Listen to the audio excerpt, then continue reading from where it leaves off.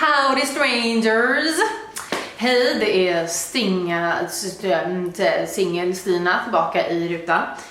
Jag har liksom lagt upp det här på YouTube den här gången för att jag vill inte hålla mig inom en minut.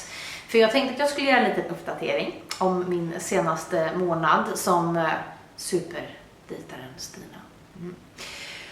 Man kan väl säga att jag har gått igenom lite olika faser i den här super-singeldejtar-utmaningen kan man väl säga.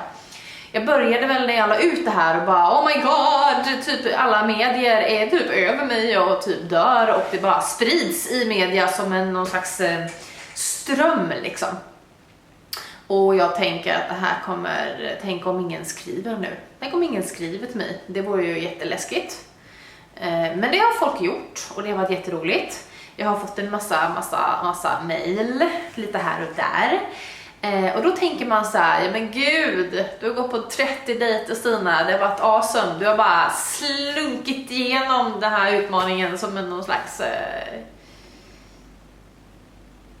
jag tänker säga snigel för att de är så slemmiga. Fast snigel kanske stämmer för jag har varit lite långsam. Jag har varit på 5 dejter. Och det är för att även om jag har fått in en massa såna här förslag på en massa så här män så har jag känt att jag vill ju inte gå på dejt med någon bara för att jag ska checka av någon på en lista. Jag vill ju faktiskt träffa någon för att jag känner att jag tycker att det ska bli lite roligt.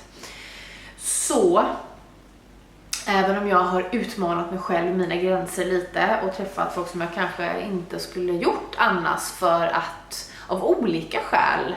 För att jag är jag och jag är lite så här 80% ja, 20% nej. Och när det är 20% nej så då går det inte. Nej, det går inte. Så då skiter vi det. Och nu har jag tagit de där 80% och kört på det. Men det är fortfarande inte 15 personer jag har träffat. Och det är för att det är lite läskigt också. Jag hade kunnat slänga mig ut och bara dejtkampanj och bara jag går på stan. Och jag ska träffa någon på Konsum och ge han mitt nummer och bara wow, here's my number, lucky dater. Det har jag inte gjort. För även om man kan tänka sig att gör man ut sån här video så är man ganska stark och ganska cool och ganska tuff.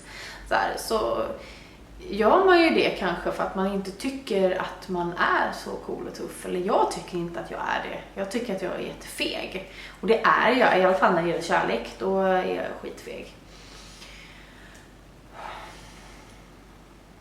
Typ superfeg. Så jag har inte gjort alla de där grejerna. Utan jag har liksom hållit mig och bara får jag sluta nu? Jag orkar inte, jag vill inte. Får ge mig en paus. Så jag har tagit lite paus och mycket det är för att det här projektet har liksom varit i hjärnan. Det har liksom bara så här slängt sig in i hjärnan och bara roterat där inne. Och jag har ju faktiskt ett jobb också. Och ett jobb som egenföretagare, vilket betyder att så här, vill jag inte jobba en dag, då gör inte jag det. Och det är inte alls bra, så kan man ju inte hålla på. Så att jag tog en paus och gick ur alla medier och bara nej, nu är det paus. Vilket betyder att jag också ligger 10 dejter, inte efter, men jag har 10 dejter kvar på typ 2 veckor ungefär. Och jag vet inte riktigt hur jag ska lösa det. För jag har inte en lång så här lista att bara veta av. Och jag har inte heller så här tid att lägga undan så här flera timmar varje dag. Så att jag funderar på hur jag ska göra det här. Och jag vill jättegärna ha tips och sådär från er. För att jag får väl lösa det här. Jag träffade en kompis för ett tag sedan som jag bara ville skrika ut. Jag slutar, jag vill inte, låt mig vara, släpp mig. Jag vill inte göra någon utmaning, jag vill inte bli utmanad. Jag vill bara sitta hemma och äta popcorn, kolla på film. Men då sa hon att nej, men jag är inte orolig för det Stina. För att har du sagt att du ska göra någonting, då gör ju du det. Och jag bara ja, då får jag göra det.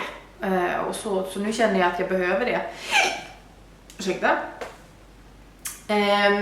Så att, men jag behöver er hjälp. Jag vet inte, hur löser man det? Går man på 10 dejter på 2 veckor? Kom med förslag, kommentera här nedan. Hjälp mig, lös det. vi gör det här tillsammans. Kan vi göra det tillsammans nu så slipper jag göra det här själv. Jag kanske ska dra igång någon slags speed dating aktivitet, men då betyder det att jag behöver typ 10 killar. Och så behöver jag ju tjejer också. Och jag behöver, eftersom jag är straight, så tänker jag att det blir en straight aktivitet. För jag måste ju kunna dejta alla killarna. De måste ju kunna vilja dejta mig. Eller i alla fall komma dit och vilja dejta tjejer. Det är en fördel. Så att, låter det som en bra idé? Det kan väl kanske vara en bra idé. Är ni intresserade på något sätt och vara en del av det här kanske? Eller ni vet en perfekt lokal som vi skulle kunna vara i? Kan inte ni mejla mig på kalmarsingel@gmail.com eller skriv i kommentarerna, mejla mig